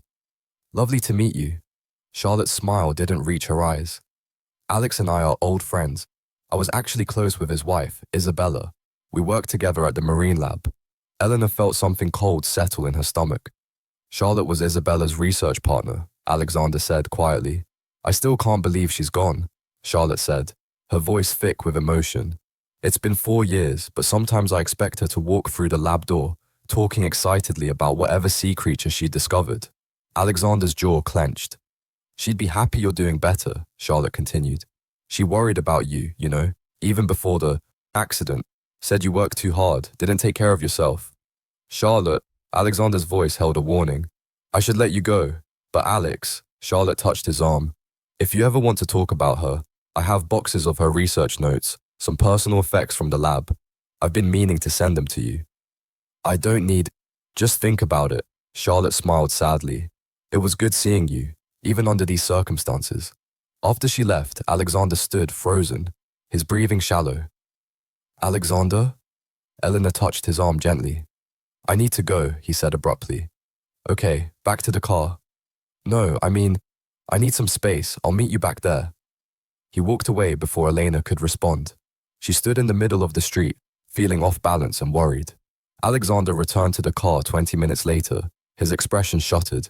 They drove back to Cornwall in silence. Elena wanted to ask what he was feeling, but she sensed he needed space to process. When they arrived at Hunt Manor, Alexander went straight to his study and closed the door. Elena gave him an hour, then knocked softly. "Alexander, can I come in?" "Not now." "I'm coming in anyway," she said, and opened the door. He was standing at the window, staring out at the darkening sky. "I asked for space," he said without turning. "I know, but I also know that running into Charlotte triggered something, and I'm not going to let you spiral alone." "I'm not spiraling." "You are." Elena moved to stand beside him. "Talk to me." Alexander was quiet for a long moment. "Seeing Charlotte," he said finally, "hearing her talk about Isabella like that, it reminded me of everything I lost, everything I destroyed." "You didn't destroy anything." "I did," he said flatly. "Isabella had a whole life, friends, colleagues, research she cared about, and I took all of that away because I made one terrible decision." "Alexander, and the worst part," his voice cracked, "for a few hours in London, with you, I forgot. I forgot how much I took from her, how much I took from everyone who knew her. I was happy, Elena, and I have no right to be happy." Elena felt her own throat tighten. "That's the guilt talking. That's not truth, isn't it?" He finally turned to look at her. "I'm moving on, building something new, with you, while she's just gone. How is that fair?" "It's not fair," Eleanor said quietly. "It's not fair that she died. It's not fair that you lived. It's not fair that grief is so complicated. But you surviving doesn't dishonor her memory. You being happy doesn't mean you didn't love her. How do you know? Because love isn't a finite resource, Eleanor said. You can love her memory and also love the life you're building now. Those things aren't mutually exclusive. Alexander's eyes filled with tears. I don't know if I believe that. Then let me believe it for you until you can believe it yourself. He turned away, shoulders shaking. Eleanor wrapped her arms around him from behind, resting her cheek against his back. I'm here, she whispered. I'm not going anywhere. He covered her arms with his hands, holding on like she was an anchor. They stood like that until the sun finished setting. The second crack appeared a week later. Elena was cleaning out the cottage when she found them, a stack of unopened letters in a drawer, all addressed to Alexander from various people. Condolence letters, she realized. From the funeral 4 years ago. She brought them to the main house. Alexander, I found these. I think they've been in the cottage for years. He looked at the stack and went pale. Those are... I couldn't read them. After the funeral, I just put them away. Do you want to read them now? I don't know. Can I read them with you? He hesitated, then nodded. They sat together on the sofa, and Alexander opened the first letter with shaking hands. It was from one of Isabella's colleagues at the lab, talking about her passion for marine conservation, her kindness, her infectious enthusiasm. The second was from one of her university friends, reminiscing about their years together, the adventures they'd had. The third was from her parents. Alexander's hands shook so badly he couldn't hold the letter. Elena took it gently and read aloud. Dear Alexander, we know you're hurting, we know you blame yourself, but we want you to know that we don't blame you. Accidents happen, terrible, senseless accidents that destroy lives and leave us grasping for meaning. Isabella loved you completely. She chose you, married you, built a life with you, and she was happy. Whatever happened that night, please know that she lived a life full of love and passion and joy because of you. We've lost our daughter, but we don't want to lose you too. Please, don't let guilt consume you. Honor her memory by living, by being the man she loved, with love and forgiveness, Margaret and David. Elena's voice broke on the last line. Alexander made a sound, half sob, half gasp, and buried his face in his hands. They forgave me, he whispered. Her parents forgave me. Yes. How? How could they? Because they loved her, and they loved you, and they understood that grief isn't helped by blame. Alexander looked up, his face wet with tears.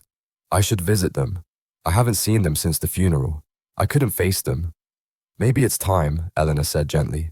2 days later, Alexander and Elena drove to Bath, where Isabella's parents lived in a modest townhouse near the Roman baths. Margaret Reynolds opened the door, and her face crumpled when she saw Alexander. Oh, my dear boy, she said, pulling him into a fierce hug. Alexander stood stiffly at first, then slowly, carefully, hugged her back. David Reynolds appeared behind his wife, older and frailer than Alexander remembered, but his smile was warm. Come in, Margaret said, ushering them inside. And you must be Elena. Alexander mentioned you on the phone. They sat in a cozy living room filled with photographs, many of them featuring Isabella at various ages. Isabella as a child with gap-toothed grin. Isabella at university. Isabella on her wedding day, beaming at Alexander. We think about her every day, Margaret said, serving tea. Some days are harder than others. Birthdays, holidays, but mostly we remember the joy she brought us. I'm sorry, Alexander said suddenly, for not coming sooner, for avoiding you, for... Stop, David said firmly but kindly. We understand. Grief makes people do strange things. We're just glad you're here now. They talked for hours. Margaret and David shared stories about Isabella's childhood, her obsession with the ocean from a young age, the way she'd filled their home with books about marine life. Alexander shared memories too. Easier now, less painful. The stories made them laugh as much as cry. She'd be happy you're moving forward, Margaret said at one point, looking at Elena. Isabella would never want you to stop living, Alexander. I know, he said quietly, but it's hard not to feel guilty. Guilt is part of love, David said, but so is forgiveness. You have to forgive yourself, son, for her sake and yours. When they left, Margaret hugged Alexander again. Come back, she whispered. Don't be a stranger, you're still family to us. In the car on the way back to Cornwall, Alexander was quiet.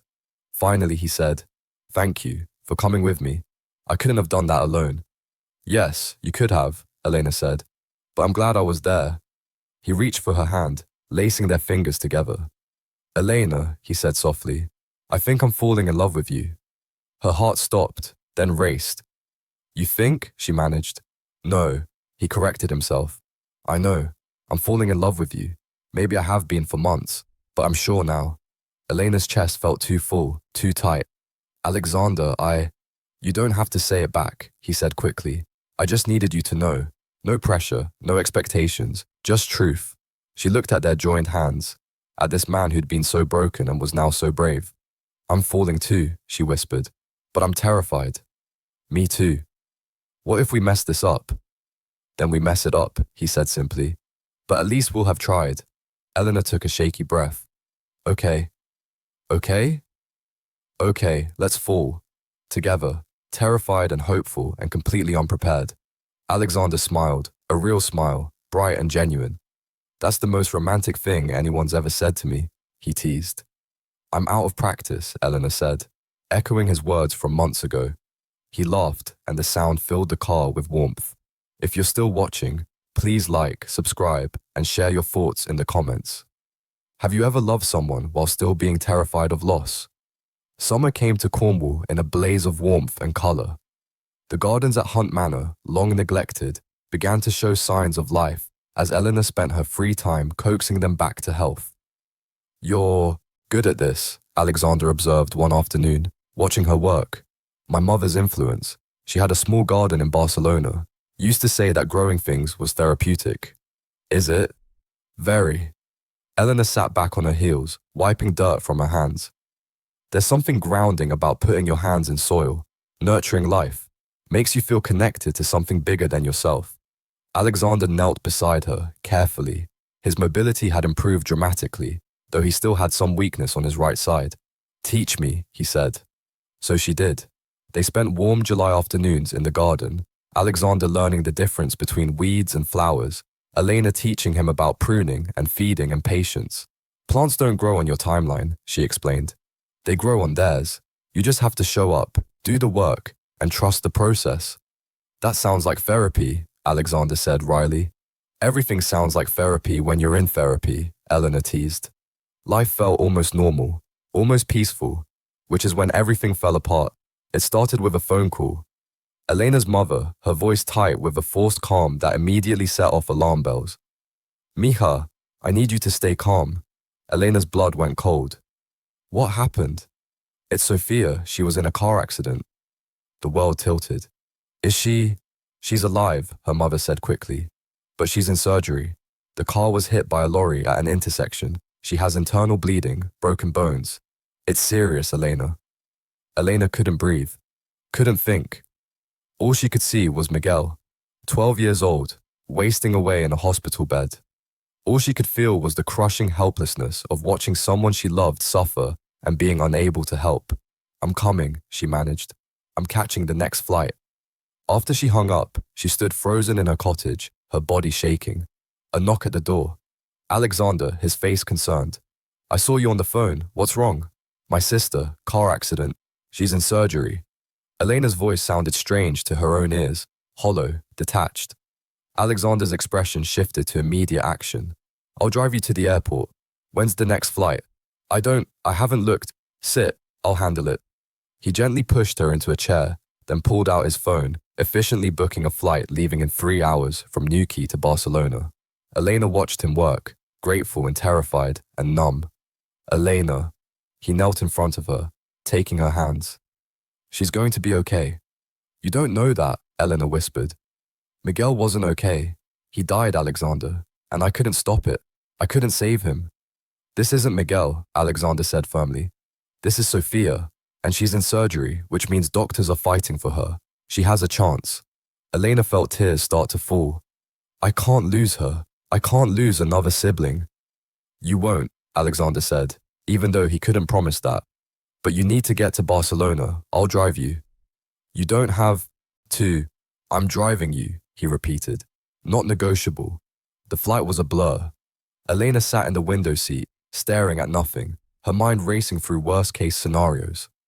Alexander sat beside her, holding her hand, not trying to fill the silence with meaningless reassurances. When they landed, he immediately hired a car and navigated Barcelona's chaotic streets to hospital clinic. Elena's parents were in the surgical waiting room, looking old and frightened. "Mama," Elena breathed, and her mother pulled her into a fierce hug. "She's still in surgery," her mother said. 3 hours so far. They're repairing a lacerated spleen and setting multiple fractures. Elena's father hugged her next, his normally strong grip trembling. "Who are you?" her mother asked, noticing Alexander hovering near the door. "Alexander Hunt," he introduced himself quietly. "I'm Elena's." "He's with me," Elena finished, too exhausted to explain the complicated truth. Her parents exchanged a look but didn't press. They waited and waited and waited. 5 hours after they arrived, a surgeon emerged, looking tired but cautiously optimistic. "The surgery went well," he said in Spanish. "We were able to repair the splenic laceration and stabilize her internal bleeding. She has fractures to her left femur and right radius, multiple contusions, and a concussion. But barring complications, she should make a full recovery." Elena felt her knees give out. Alexander caught her, holding her upright as relief crashed over her in waves. "Can we see her?" Elena's mother asked. "She's in recovery now. Give us an hour, then you can visit briefly." After the surgeon left, Elena's parents clung to each other, crying. Elena stood apart, feeling disconnected from her body. "Elena," Alexander said softly, "breathe." "She's okay," Elena whispered. "She's actually okay." "Yes." I was so sure." "I know." Elena turned and buried her face in his chest, finally letting herself break. Sophia was pale and battered when they were finally allowed in. Left leg in a cast, right arm splintered, face covered in bruises. But she was alive, awake. "Elena," she croaked, "you didn't have to fly all this way." "Don't be stupid," Elena said, taking her hand carefully. "Of course I did." "Is that the guy?" Sophia asked, her eyes drifting to Alexander waiting in the corridor. "Yeah." "He's hot. Good job." Despite everything, Elena laughed. "You're on pain medication, aren't you?" "So much medication," Sophia agreed. "It's great. Highly recommend." Elena stayed in Barcelona for 2 weeks while Sophia recovered. Alexander stayed too, even though she told him multiple times he didn't have to. "Where else would I be?" he asked simply. He got to know her family, her parents' restaurant, the neighborhood where she'd grown up, her niece and nephew, who treated him with curious suspicion. "You make our Elena happy," her mother said to him one evening, the two of them alone in the restaurant kitchen. "That's not easy to do." "She makes me happy too," Alexander said. "Good, because if you hurt her, I have very sharp knives and no witnesses." Alexander smiled. "Understood." One night, unable to sleep, Eleanor found Alexander on the small balcony outside her childhood bedroom. "You okay?" she asked, joining him. "Should be asking you that," he said. "I'm processing. Sophia's going to be fine, but it brought up a lot of stuff about Miguel, about loss, about how fragile everything is." "I know that feeling well," Alexander said quietly. They stood in companionable silence for a moment. "Thank you," Elena said finally, "for coming, for staying, for just being here." "There's nowhere else I'd rather be," Alexander said simply. Elena looked at him. This man who'd been a stranger 9 months ago, who'd been broken and angry and impossible, who was now solid and steady and here. "I love you," she said. The words surprised her as much as they seemed to surprise him. "Elena, I love you," she repeated, stronger this time. "I've been too scared to say it, too worried about all the ways this could go wrong. But watching Sophia in that hospital bed, realizing how quickly everything can change, I don't want to waste time being afraid anymore." Alexander's eyes were bright. "You love me?" "Yes. Even though I'm still a mess sometimes, even though I have bad days and panic attacks and moments where I'm convinced I don't deserve happiness. Even though," Elena confirmed, "because you're also brave and kind and trying, and because you came all this way just to hold my hand while I fell apart." Alexander pulled her close, resting his forehead against hers. "I love you too," he whispered. "So much it terrifies me." "Good. Terrified together, remember?" He laughed softly. "Terrified together." And there, On a balcony in Barcelona, with her sister recovering in a hospital and her future uncertain, Elena felt more sure of anything than she ever had before. She loved Alexander Hunt, and he loved her back. It was messy and complicated and imperfect, but it was real. Days later, they returned to Cornwall in mid-August, with Sophia recovering well and Elena's parents cautiously optimistic. The cottage felt different now, not like a temporary way station, but like home. "Move into the main house," Alexander said one evening over dinner. Elena looked up, surprised. "What?" "The cottage is charming, but it's small, and you're here most of the time anyway." He paused.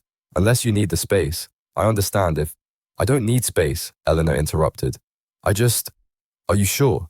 "I've never been more sure of anything," Alexander said. "I want to wake up with you, go to sleep with you, build a life with you. If you want that too." Elena's heart swelled. "I want that." So she moved into Hunt Manor properly, not as a nurse or employee, but as Alexander's partner. They chose a bedroom together, not his old room, not Isabella's room, but a new space with ocean views and morning light. It felt like a beginning. In late August, Richard Blackwood visited again.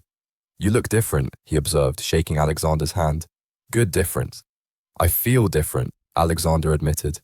Over lunch, Richard updated him on company business. Hunt Industries was stable, but needed leadership decisions only Alexander could make. "The board wants you back," Richard said. "Full-time, London-based." Alexander glanced at Elena. "I'll need to think about it." After Richard left, they walked along the cliffs, a route they'd taken countless times over the past 10 months. "You should go back," Elena said. "To London, to your company. That's your life." "You're my life now," Alexander countered. "I'm part of it. But Hunt Industries is your legacy, your work. You can't give that up for me." "I'm not giving it up. I'm reconsidering how it fits." He stopped walking, turning to face her. "What if we split our time? Weeks in London, weekends here. Or I could delegate more, work remotely." "That sounds exhausting." "Probably," Alexander agreed. "But worth it if it means keeping both, my work and you." Elena considered. "What if I came to London too? Found work there?" "You'd do that?" "Barcelona's my childhood home. Cornwall's been beautiful, but home isn't a place anymore." She took his hand. "It's wherever you are." Alexander's eyes went soft. "That's possibly the most romantic thing you've ever said." "I'm getting better at this," Elena said, smiling. "You really are." Weeks later, the anniversary of Isabella's death approached, September 15th. Alexander had been dreading it for weeks, his anxiety building despite therapy and progress.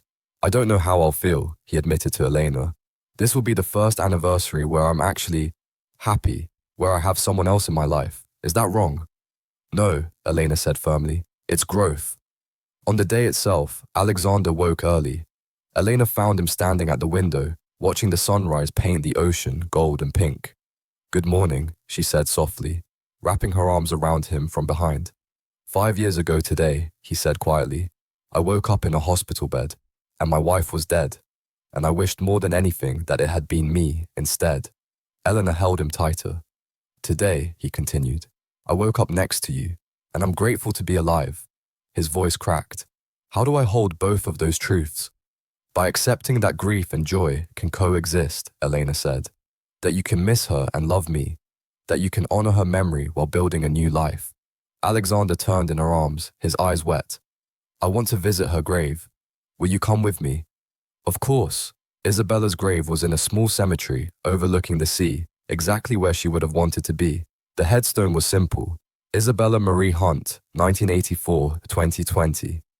She loved the ocean and was loved in return. Alexander knelt, placing fresh white roses, her favorite, against the stone. "Hi, Bella," he said softly. "It's been a while." Elena stood a respectful distance away, giving him space. "I'm sorry I haven't visited more," Alexander continued. "I couldn't face it, couldn't face the reality of you being gone. But I'm trying now, trying to live instead of just survive." He paused, wiping his eyes. "I met someone," he said. "Her name is Elena. She's stubborn and brave, and she makes me want to be better. I think you'd like her. She gardens like you did. She cares about people the way you did." His voice broke. "I love her, Bella, and I feel guilty about that, even though I know you'd want me to be happy. You always wanted me to be happy." He placed his hand on the headstone. "Thank you," he whispered, "for the years we had, for loving me even when I was difficult. for making me believe I could be more than just my work. I'll carry you with me always, but I'm also going to live, really live. I hope that's okay." The wind picked up, rustling through the trees like a whisper. Alexander stood, turning to Eleanor with tears streaming down his face. She crossed to him immediately, wrapping him in her arms. "She'd be proud of you," Eleanor murmured against his chest. "You think so? I know so." They stood there for a long time, holding each other in the presence of the past, making space for the future. Exactly 1 year after Elena had first arrived at Hunt Manor, she stood in the entrance hall with boxes of her remaining possessions from storage. "This is it," she said, "officially moved in. No more cottage, no more half measures." Alexander smiled, pulling her close. "Welcome home." "Home," Eleanor repeated, testing the word. It fit. That evening, they had dinner with Mrs. Whitmore, who'd warmed considerably to Elena over the past year. "I never thought I'd see him smile again," the housekeeper said to Elena while Alexander was in the kitchen. "Let alone laugh, let alone be happy. You did that." "We did it together," Eleanor corrected. Mrs. Whitmore nodded approvingly. "You're good for each other," Miss Isabella would have approved. Later, Alexander and Elena walked the cliffs as they'd done countless times before. "A year ago," Alexander said, "you showed up at my door, stubborn, determined, refusing to give up on me even when I was horrible to you." "You were very horrible," Eleanor agreed. "I was terrified," he said, "of feeling anything, of letting anyone in, of dishonoring Isabella's memory by moving forward. And now I'm still terrified sometimes," he admitted. "But I'm also happy, hopeful, alive in a way I haven't been in 5 years." He stopped walking, turning to face her with the ocean crashing behind him. "Elena Reyes," he said, "this past year has been the hardest and best year of my life. You've challenged me, supported me, called me out when I needed it, and loved me even when I couldn't love myself." Elena's heart began to race. "I know we said we take things slow," Alexander continued, "and we have, but I also know with absolute certainty that I want to spend the rest of my life with you." He pulled a small box from his pocket. Elena's breath caught. "This isn't Isabella's ring," he said, opening it to reveal a simple platinum band with a single sapphire. "This is new. Ours. A beginning, not a replacement." He took a shaky breath. "Will you marry me?" Eleanor felt tears stream down her face. "Alexander." "You can say no," he said quickly. "If it's too soon, if you're not ready, if—" "Yes," Eleanor interrupted. "Yes. Yes, I'll marry you," she said, laughing and crying simultaneously. "Of course I'll marry you, you impossible man." Alexander's face broke into the most genuine smile she'd ever seen. He slipped the ring onto her finger, a perfect fit, then pulled her into a kiss that felt like coming home and setting out on an adventure all at once. When they finally broke apart, both of them were grinning like idiots. "We're really doing this," Elena said. "We're really doing this," Alexander confirmed. "I'm still terrified sometimes," she admitted. "Me too." "Good. Terrified together." He laughed, that warm, genuine sound she'd worked so hard to coax out of him over the past year. "Forever terrified together," he agreed. 6 months later, wedding bells were ringing. The wedding was small, just family and close friends in a ceremony overlooking the sea. Elena wore a simple cream dress. Alexander wore a navy suit. Mrs. Whitmore cried. Sophia served as maid of honor, fully recovered and delighted to see her sister finally, truly happy. Richard gave a speech about resurrection and second chances. Elena's mother gave a speech about stubbornness and love. And when the officiant asked if they took each other for better or worse, in sickness and health, for richer or poorer, both of them said, "I do," with absolute certainty. At the reception, Alexander pulled Elena onto the dance floor. "I haven't danced since the last time I danced with Isabella," he murmured. "Are you okay?" Elena asked. "I'm perfect," he said honestly. "This doesn't replace that. It exists alongside it. Different love, different life, different dance." That's very poetic for someone who claims to hate poetry. Dr. Chen would say I'm integrating my past with my present in a healthy manner. Eleanor laughed. Dr. Chen would be very proud. As they swayed to the music, Eleanor caught sight of the photograph Alexander had placed on the memorial table, a picture of Isabella, smiling, surrounded by flowers, not hidden away, not erased, but honored and remembered, making space for the past while building the future. It was messy and complicated and imperfect, but it was theirs. 2 years later, the house was no longer silent. It was filled with Elena's Spanish music playing in the kitchen, Alexander's business calls echoing from the study, and increasingly, the sound of laughter. They'd split their time between London and Cornwall as planned. Alexander had stepped back into leadership at Hunt Industries, but on his terms, delegating, more, prioritizing balance, refusing to let work consume him. Elena had found work as a consultant for a nursing education program, training new nurses in trauma care and patient advocacy. They'd opened up Isabella's rooms fully, turning them into a library and meditation space. Her research notes had been donated to the Marine Lab, where a scholarship had been established in her name. The gardens flourished under Elena's care, and slowly, carefully, they'd started talking about the future. "I've been thinking," Alexander said one morning over tea. "That's dangerous," Elena teased. "About children." Elena's cup paused halfway to her mouth. "Oh, only if you want them," he said quickly. "I know we haven't really discussed it, and there's no pressure." "I want them," Elena interrupted softly. Alexander's expression flooded with relief and joy. "Yeah? Yeah. I spent so long avoiding permanence, avoiding commitment, avoiding anything that could hurt me. But now," she took his hand, "now I want everything. The mess, the chaos, the vulnerability, all of it. Even with a traumatized billionaire who still has bad days. Especially with him," Elena said, "because he's also the man who learned to love again, who chose healing over hiding, who makes me laugh and challenges me and shows up every single day." Alexander's eyes were bright. "You make it sound so easy." "It's not easy," Elena said honestly, "but it's worth it." On what would have been Isabella's 40th birthday, Alexander and Elena stood at her grave together. "Hi, Bella," Alexander said, as he did every visit now. "Elena's pregnant. 3 months. We just found out last week." Elena's hand rested on her still flat stomach. "I hope that's okay," Alexander continued. "I hope you're not, I know you wanted children too, and we never got the chance," and Elena squeezed his hand gently. He took a breath, steadying himself. "I love you," he said to the grave. "I'll always love you. You made me believe I was capable of being loved, and that gift carried me through the worst years of my life.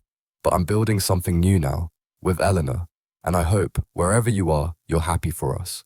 They stood in silence for a moment. Then Eleanor spoke, her voice soft but clear.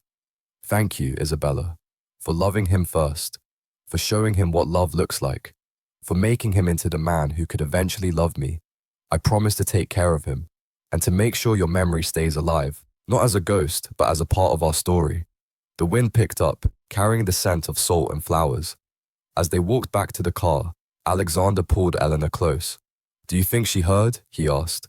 "I think she already knows," Eleanor said. 5 years after, their child, a daughter named Sophia Isabella Hunt, was 2 years old and had her father's grey eyes and her mother's stubborn determination. She was currently helping Elena in the garden, which mostly meant pulling up plants indiscriminately, while declaring them all flowers. Alexander watched from the terrace, his heart full in a way he'd never imagined possible 5 years ago. Dr. Chen had asked him recently if he still felt guilty about being happy. "Sometimes," he'd admitted, "but not the way I used to. Now it's just bittersweet. I'm grateful for what I had with Isabella. I'm grateful for what I have with Elena. I'm grateful to be alive." "That's healing," Dr. Chen had said simply. And it was. Not perfect healing. He still had nightmares occasionally. Still tense during storms. Still had moments where grief hit him unexpectedly. But he had Elena to hold him through those moments. He had Sophia to remind him that life continues. He had a therapist who kept him accountable. And he had a life worth living. "Papa," Sophia called, holding up a fistful of weeds. "I picked flowers." "Beautiful, sweetheart," Alexander called back. Elena looked up, catching his eye, her expression warm and knowing. He mouthed, "I love you." She mouthed back, "I love you too." It was a simple exchange, but it contained everything: their history, their present, their future, the grief they'd both carried and learned to carry together, the fear they'd both faced and chosen to face together, the love they'd both thought they'd lost and found again in each other. 5 years ago, Alexander Hunt had been a frozen man in a frozen house, convinced he didn't deserve warmth. Now, he was a father, a husband, a man who'd learned that surviving wasn't enough. You had to live, and he was living. Messily, imperfectly, beautifully, with a woman who'd refused to let him stay broken, with a daughter who reminded him daily why healing mattered, with a future that honored the past without being trapped by it. The Ice King had fallen, and in his place stood a man who'd learned the hardest lesson of all, that loving again after loss isn't betrayal, it's bravery. If this story touched your heart, please like this video, subscribe to our channel, and share your thoughts in the comments below. Have you ever had to choose between protecting your heart and risking love? Have you ever watched someone heal from trauma? Share your story. We read every comment. Until next time, take care of your hearts and each other.